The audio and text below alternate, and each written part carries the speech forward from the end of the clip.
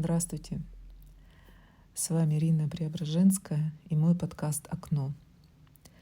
Окно в новые смыслы себя и жизни. И этот эфир я хочу посвятить нашему дальнейшему знакомству.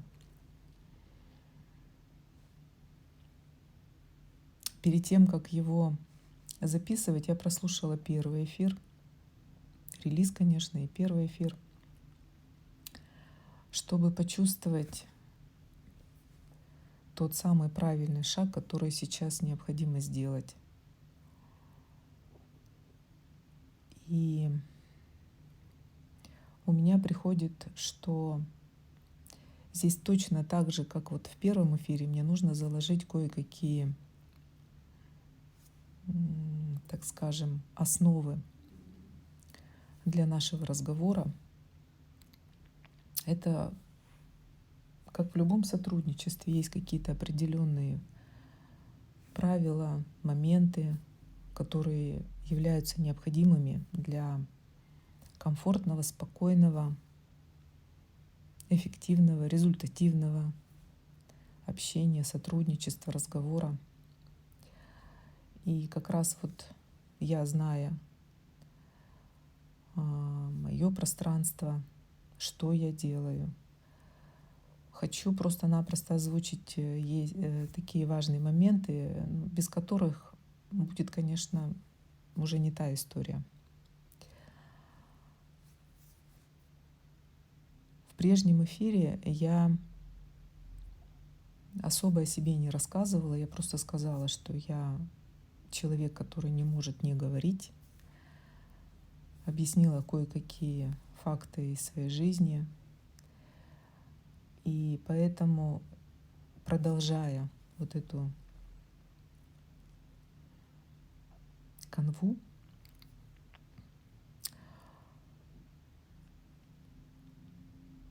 оставляя в силе необходимость пауз, правильной тишины для каждого человека, все это в силе, конечно же, я хочу внести небольшую ремарку в первый эфир, где я сказала, что уж не знаю, останетесь вы, не останетесь, если у вас есть доверие, хоть какое-то доверие. Я когда услышала эту фразу, она вызвала во мне дискомфорт. Но я решила ничего не переписывать, уважая мой труд, который уже сделан. Все-таки решила именно в этом эфире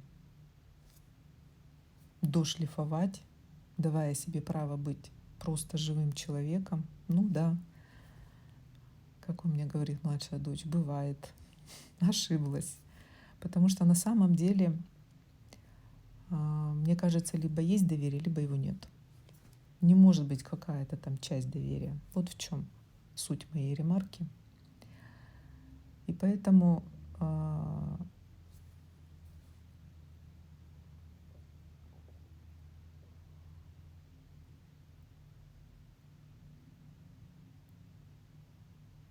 я жду людей, которые доверяют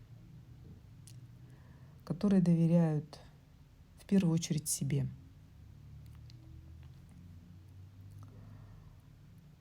Потому что я сама такая же и приглашаю к разговору в свое пространство именно таких людей, которые сквозь шум ума, саботаж личности способны услышать свою собственную глубину, кто как называет эти голоса, кто разговор с душой, кто свое сердце, кто внутренним голосом. Я разговариваю вот на этом уровне, на уровне собственной глубины. Если есть доверие, то пожалуйста. Я уверена, что наша встреча не случайна, что я действительно говорю для тех людей, с которыми мы просто встретились в этой жизни, абсолютно непредсказуемой, абсолютно непонятной, чудесной, красивой, разной, страшной, реальной, такой, какая есть.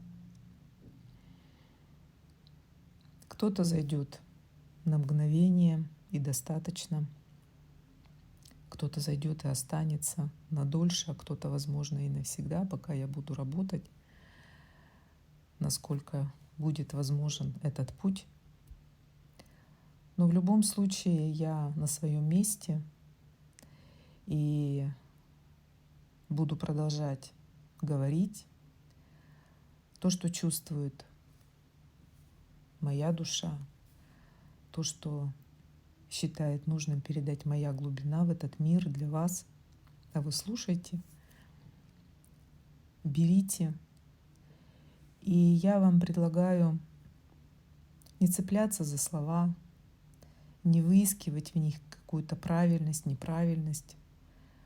Когда вы слушаете меня, я вам предлагаю расслабиться, насколько это возможно, и просто давать этому потоку течь, чтобы эти слова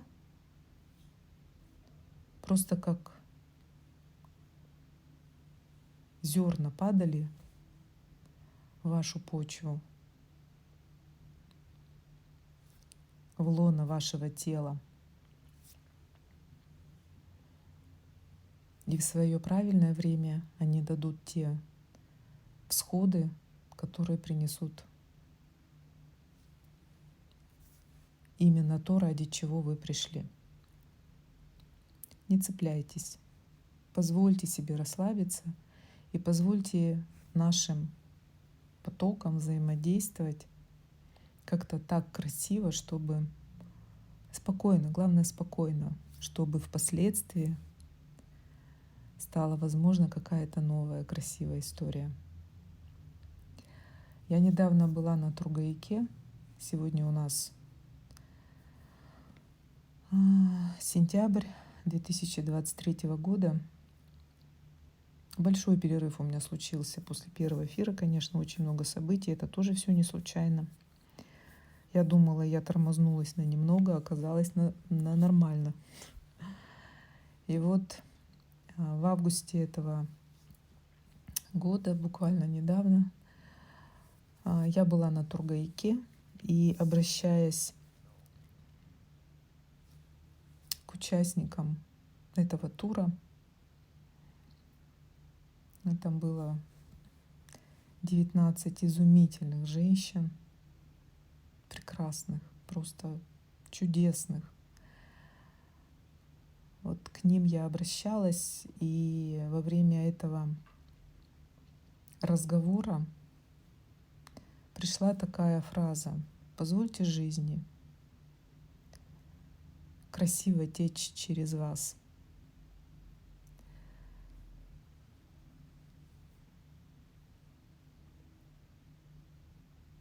И многие потом подходили и говорили, что эта фраза зацепила их, и они ее прямо взяли в свою жизнь. Она им отозвалась, и она постоянно, через какое-то время мы с ними еще встречались, с некоторыми из них, и они говорят, что эта фраза вот прям постоянно с ними, она вот что-то им дает.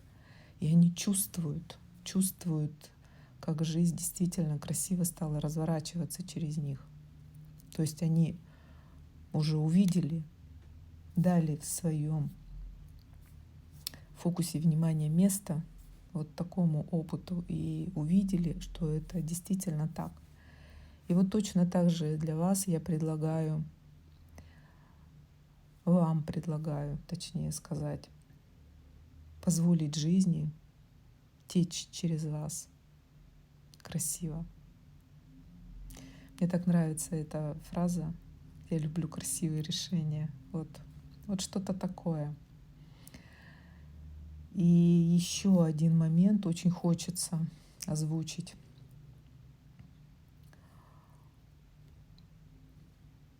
Когда мы начинаем с кем-то общаться, сотрудничать, я всегда говорю: Сначала мы друг для друга зеркала всегда. Все, что вы видите во мне, это ваше. Мое я вижу в вас. Поэтому, если вам что-то не нравится, цепляет, раздражает, это все ваше. Чтобы этот разговор был действительно полезным, я предлагаю в такие моменты не на меня все внимание направлять и цепляться, а в себя. И в первую очередь задать вопрос себе, а что это для меня? И остаться с ним, и отвечать себе же на этот вопрос. Вот тогда я просто это знаю. И будет, возможно, та новая история, ради которой вы пришли. И еще одна ремарка. Вот так же, как вам что-то не нравится, это ваше. И также то, что нравится, это тоже ваше. Это ваш ресурс. Берите все полными пригоршнями, насколько вы возможно взять, унести. Мы для этого и встретились.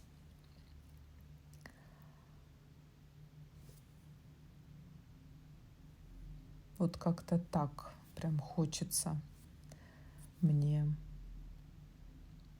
озвучить те важные моменты, которые, как я чувствую, являются основополагающими для разговора в моем пространстве. Если что-то еще придет, я обязательно озвучу. И еще очень важный момент, который я хочу рассказать, это о лице, о прекрасном лице моего проекта. Вы все обратили внимание, я надеюсь, на лицо моего проекта, на логотип. Уж не знаю, как назвать, обложка, точнее, наверное, сказать, обложку, на обложку этого проекта и также моего подкаста, где он размещается на площадках.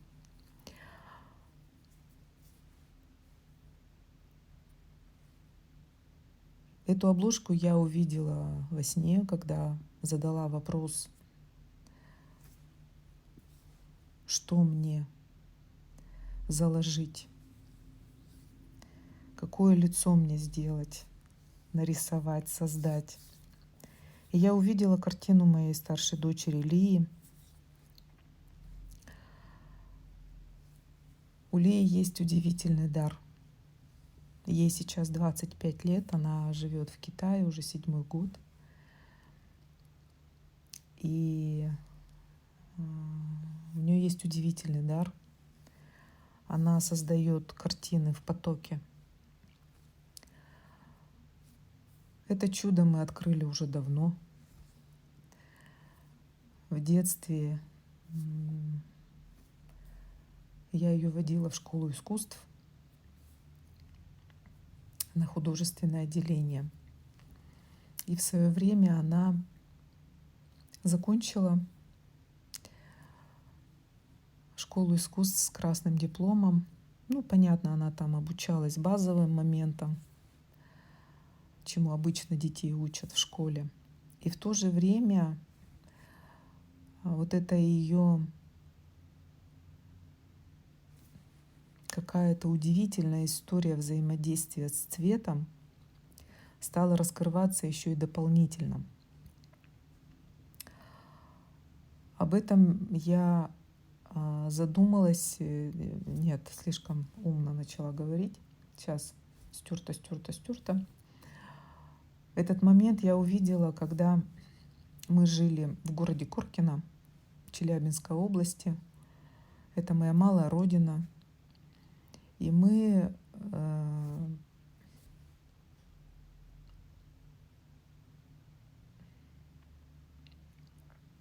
я просто не помню годы, наверное, это и не важно.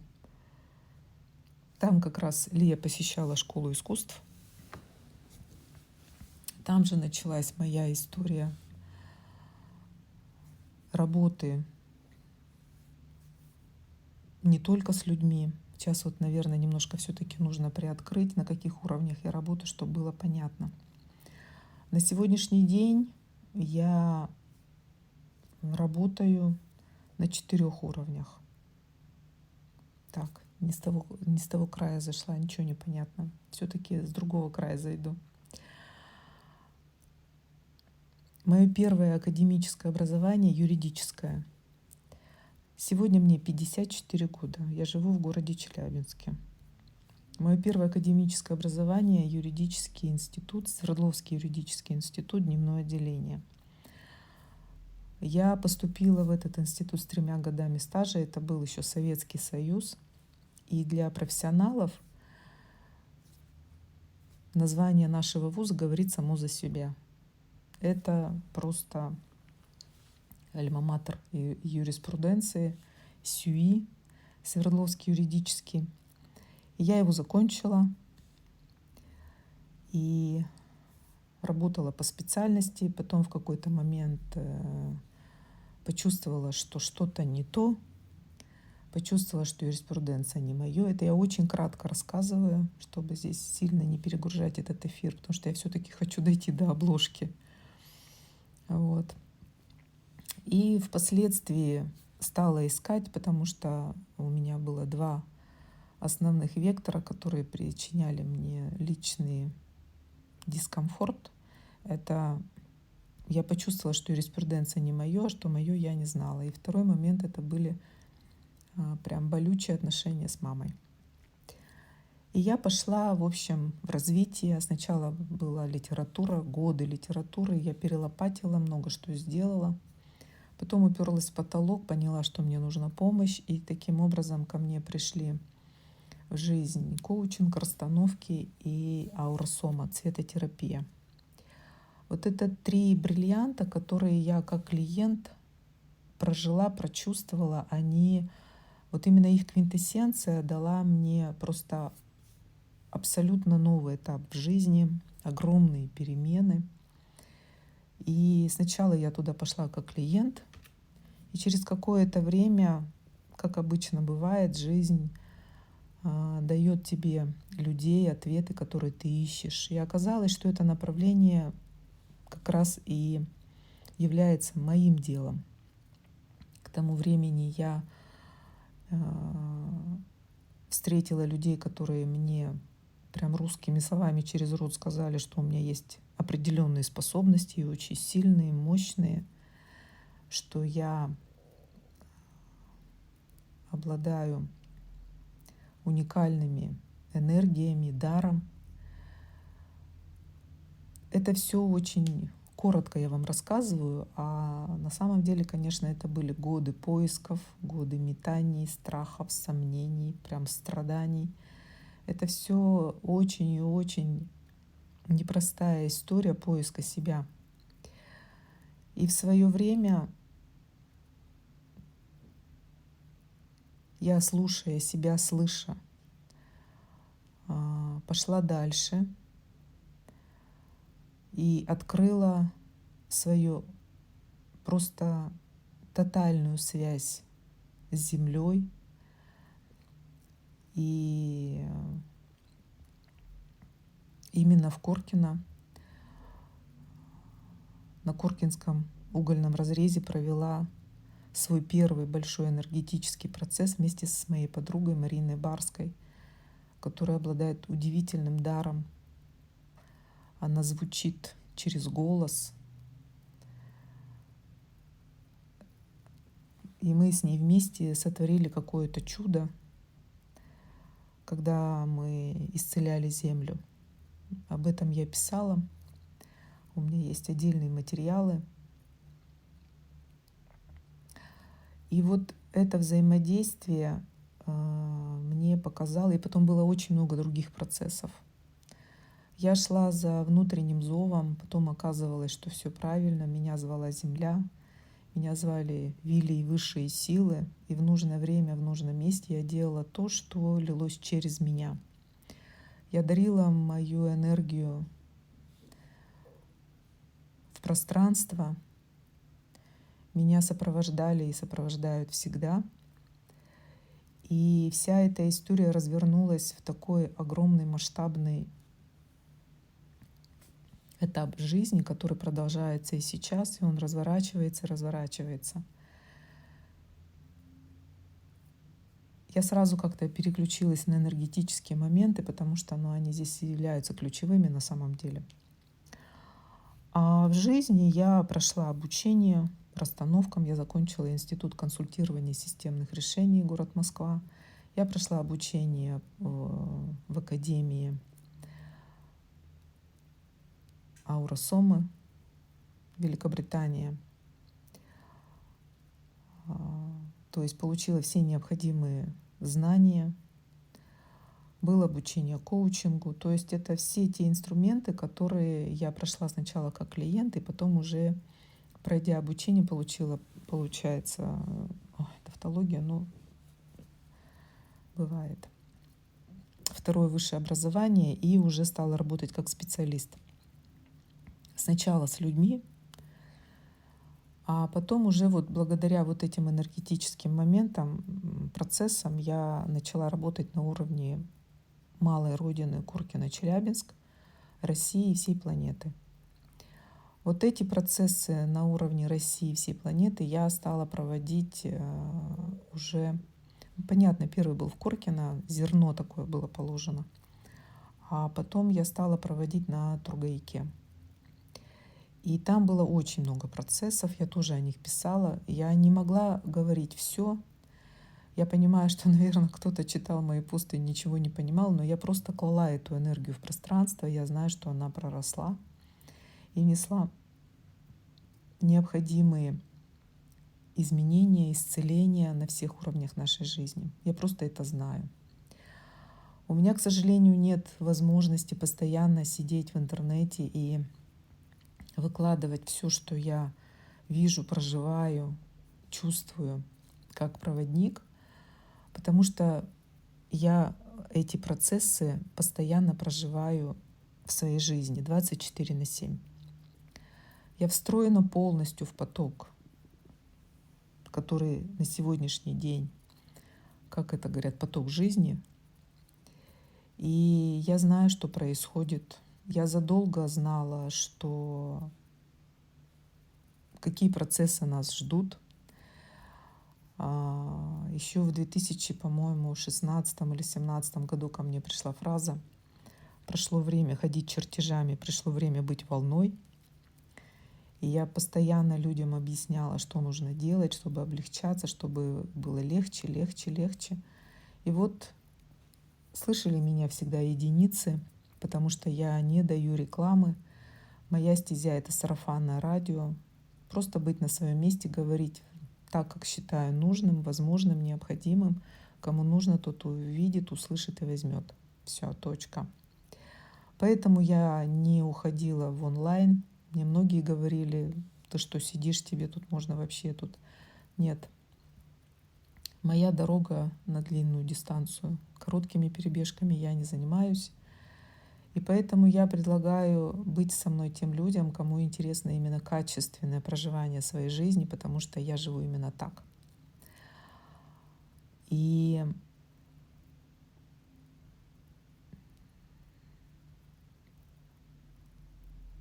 теперь пауза. Куда мне нужно вернуться, чтобы продолжить мысль? Так, и поэтому на сегодняшний день моя работа заключается в работе с людьми. Я провожу консультации, я провожу группы, я провожу расстановки. Я работаю с состоянием человека. Раньше я работала, как обычно, с одним-двумя вопросами, но в силу того, что я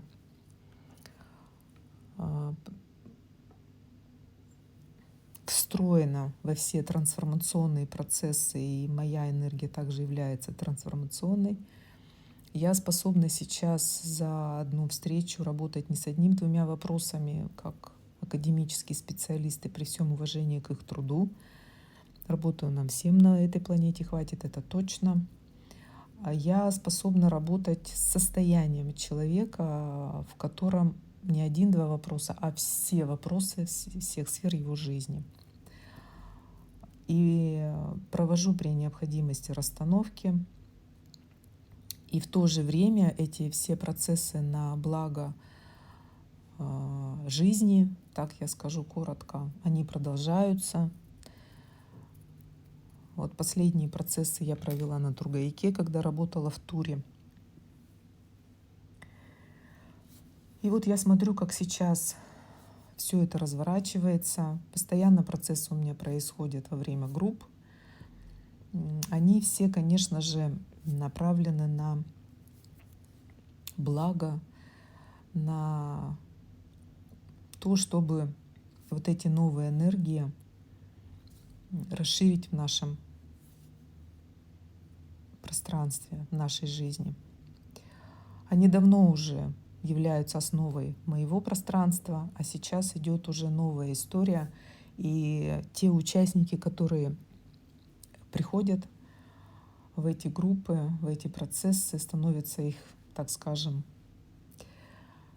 непосредственными участниками, свидетелями, они, конечно, видят в своей жизни уже совершенно другую историю. Так вот, такой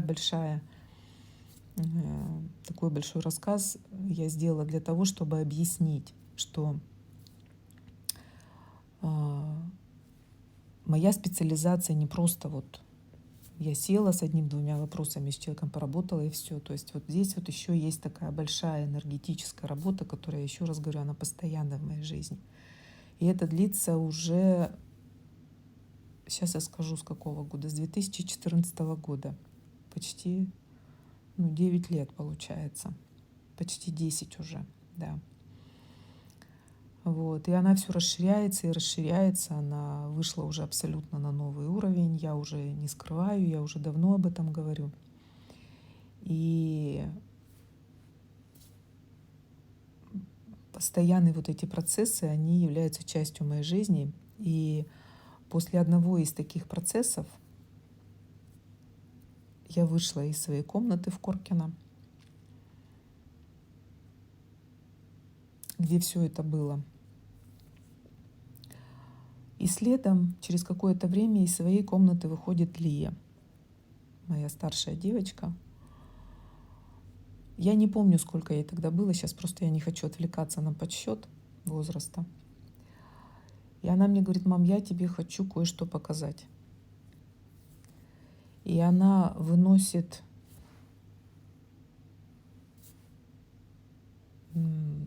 лист, это вот небольшой ватман, а половина, это как называется, я не помню, какой формат. Она выносит вот такой лист, и на нем я вижу один в один тот процесс, который я только что прожила в другой комнате. Один в один. Я на него смотрю, я говорю: доча, это что? А я уже понимаю, что это. Я уже сразу все поняла. У меня уже сразу все пазлы начали там двигаться, складываться. Но я у нее спрашиваю, она говорит: я не знаю, я вот захотела. Она говорит: я вот зашла в свою комнату, вот повесила на стену, у нее была стена своя. И она там, в общем, делала, что хотела. Там, она руками рисовала в тот момент. Она и сейчас рисует. Сейчас она рисует и руками, и кистями, и всем, чем только хочешь, она рисует. В общем, все, что у нее идет. А тогда она вот эту именно картину, я уж не знаю, первый раз, не первый раз, но она ее точно руками создала.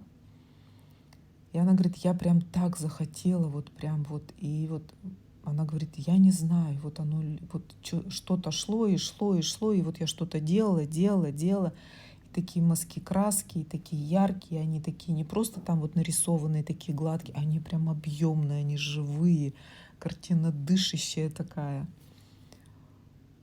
И я на нее смотрю вот так, на эту картину, и я говорю: доча, я только что прожила то же самое вот здесь, вот в этой комнате. Она мне говорит: я знаю. И мне кажется, что это ты, мама. А там на картине было такое солнце, такой свет яркий, очень много красок таких живых, красивых, настоящих по всему полотну. И вот прям солнце такое, такие брызги света во все стороны. Она говорит, мне кажется, это ты. До слез. Я помню, я уревелась вся от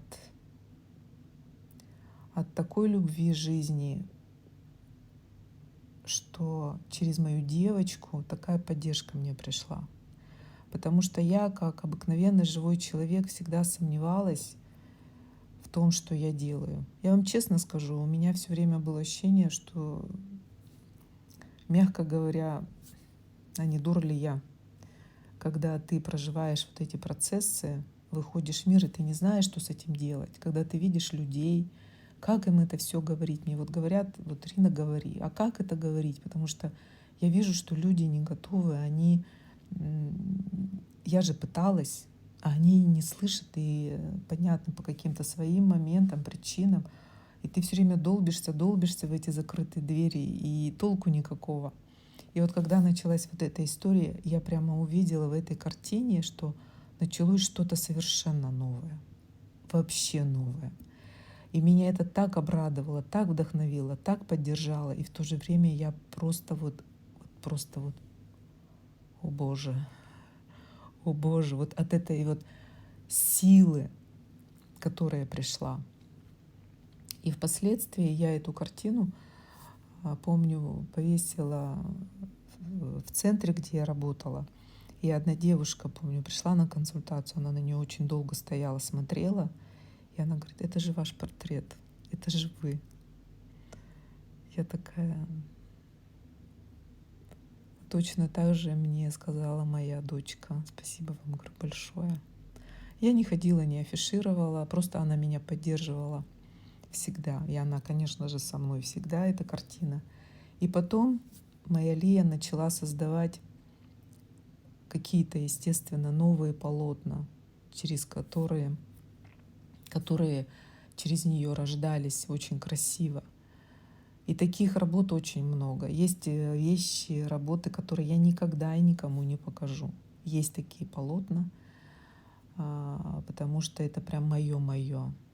Это прям вот не знаю, смогу ли я когда-то, но у меня прям ощущение, что это просто такая бережная, вот просто вот прям мое, которое, наверное, только мое и останется. Ну и понятно, Лина тоже. И она сразу эти полотна мне отдает и говорит, мама, это твое, делай, что хочешь. И еще один момент я очень хочу сказать. В свое время меня приглашали. Был такой, я даже не помню, к сожалению, как он полностью назывался, но что-то типа эко-бара. Вот что-то типа «Польза» называлась. Чудесная хозяйка. Она пригласила меня вот провести полезный такой экскурс в ауросому, в цветотерапию. Она делала такие в своем кафе или бар, как назвать правильно. Там были полезные напитки, полезная еда. Это в Челябинске, я вот не помню, какой год, 15-й, наверное, 16-й. Вот, к сожалению, она сейчас, по-моему, закрыта. Вот. И она приглашала специалистов с разных направлений. Там люди приходили, занимались, и тут же вот такая полезная, вкусная еда. И в том числе вот меня она тоже пригласила, и я тогда Лии предложила пойти со мной.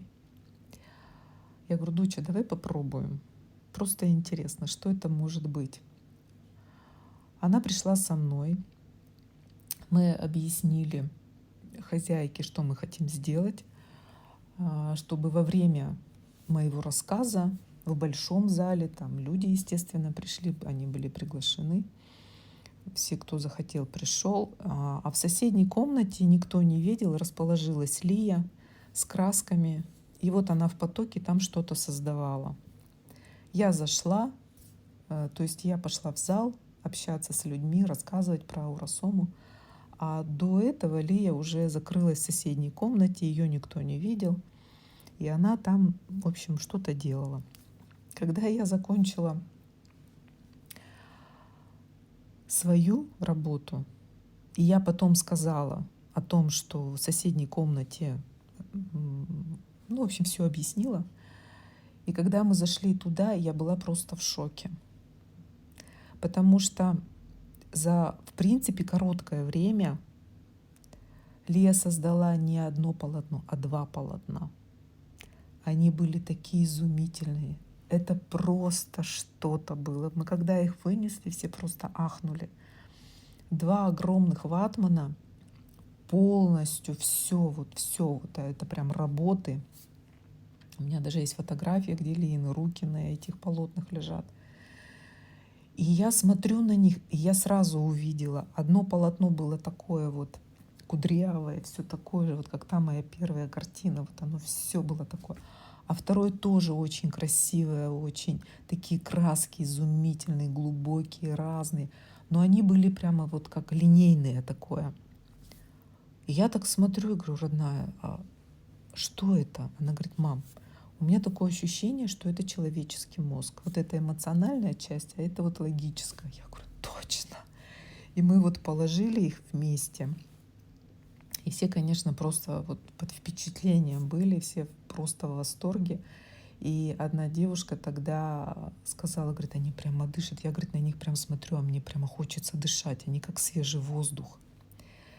И она заказала Лии тоже картину.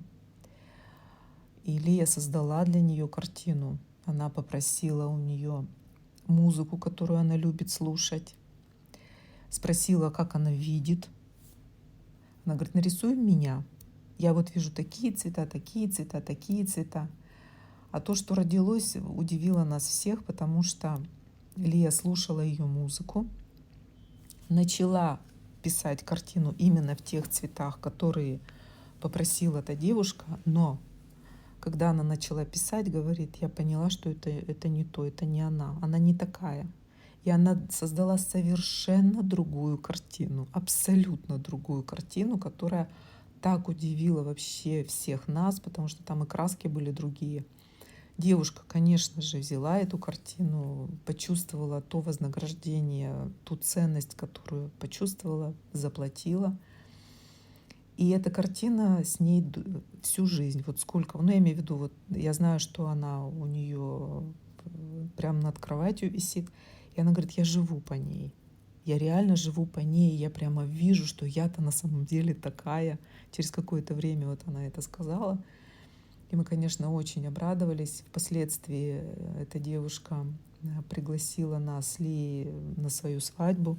Лия для них, для молодоженов, тоже картину написала. И эта картина тоже с ними. Потом другие люди обращались, кто знал об этом даре моей доченьки. И все говорят, что это прям самое то, что нужно. К чему я это все рассказываю так подробно? Потому что без этого рассказа не будет понятно, почему лицом стала именно картина Лии. Она эту картину создала в Китае, опять же, когда я прожила очередной большой личный процесс.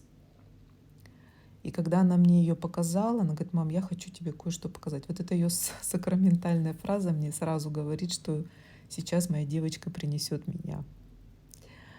И когда она ее показала, у меня, помню, слезы из глаз брызнули. Я говорю, доченька, вот она там, говорю, это же, вот ты же ее создавала в несколько этапов. И я начала прямо, она говорит, да, мама. И она начала, когда говорить, какие были цвета изначально, и как она двигалась, и как она что делала, что она чувствовала. Это был, оказывается, не один день, и я об этом не знала.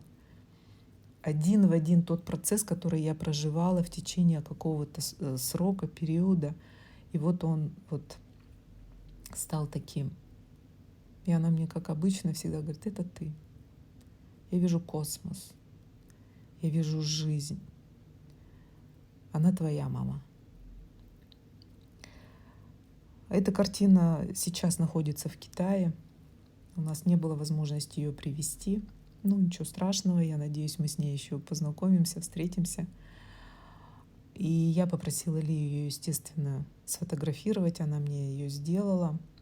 И когда встал вопрос об обложке, я не знала сначала, как и что, сразу говорю.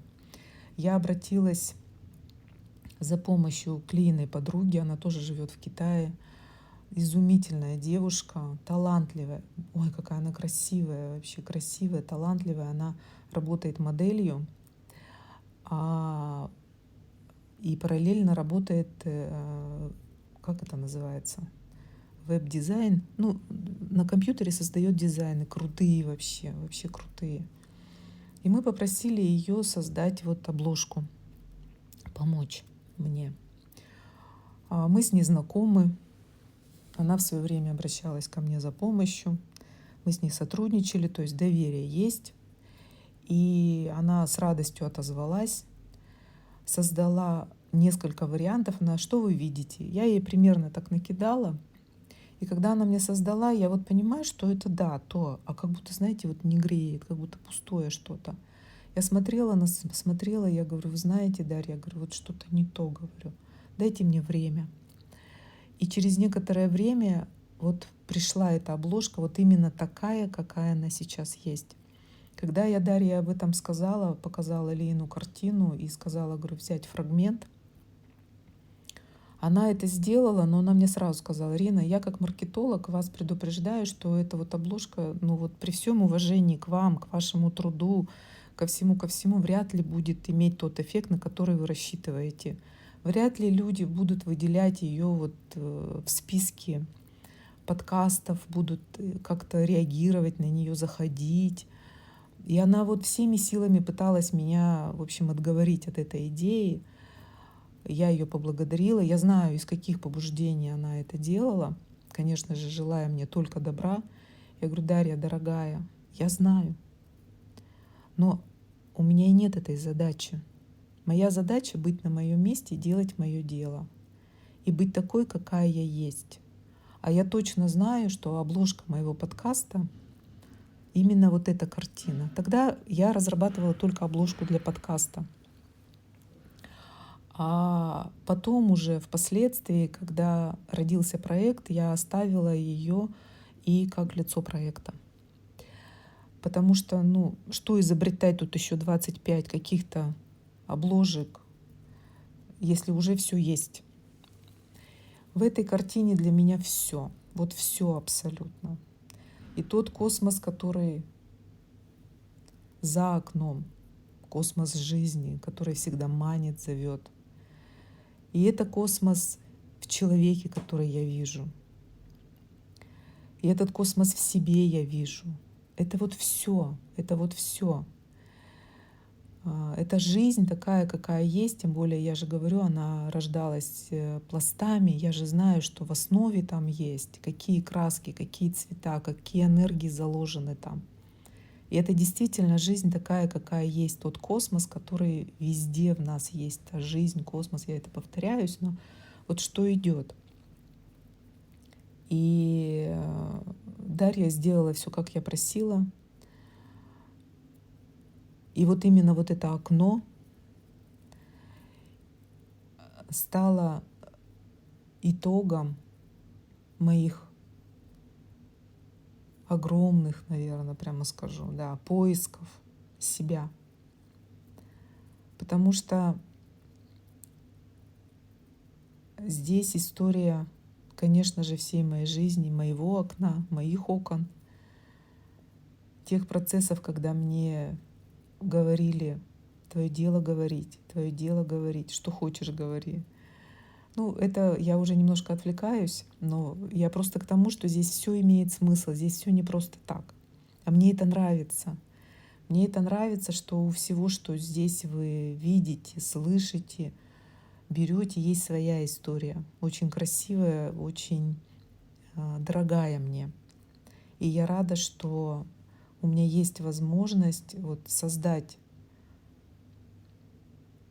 уже сейчас то, что просится через меня.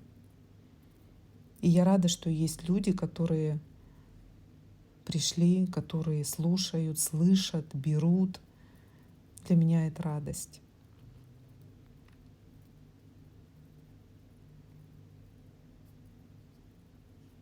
Для меня это большая радость делать мое дело для тех людей, с которыми мы вместе.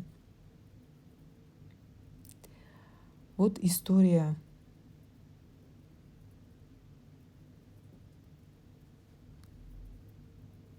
той картины, которую вы видите перед собой. Рассмотрите ее. Там, конечно, только фрагмент. Рассмотрите ее уже иначе. Посмотрите в нее новым взглядом после того, что я сказала. Я уверена, вы увидите гораздо больше, чем до этого.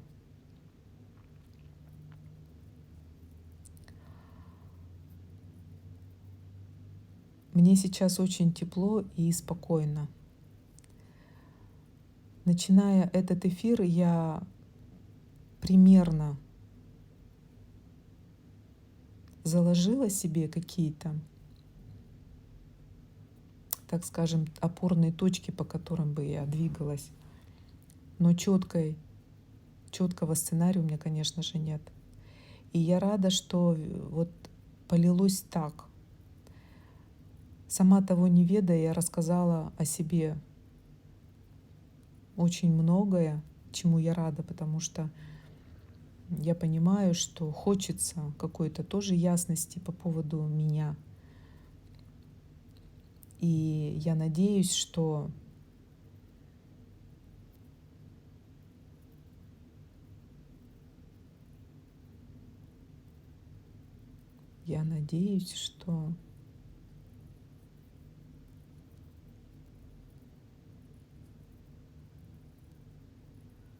какая-то пауза. Я надеюсь, что нет, не идет, прямо не идет.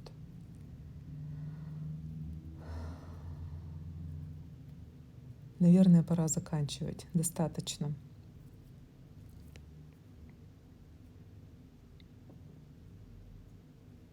Прям тишина пришла. Я благодарю вас за ваше внимание, за время, которое вы подарили нашему общему пространству.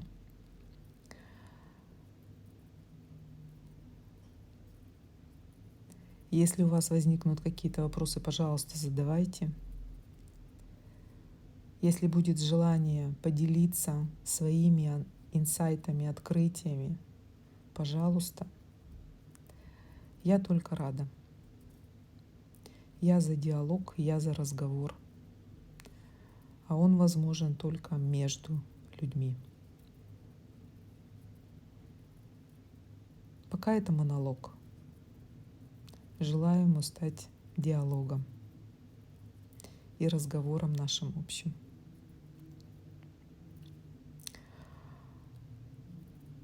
Сегодня это все. Я желаю вам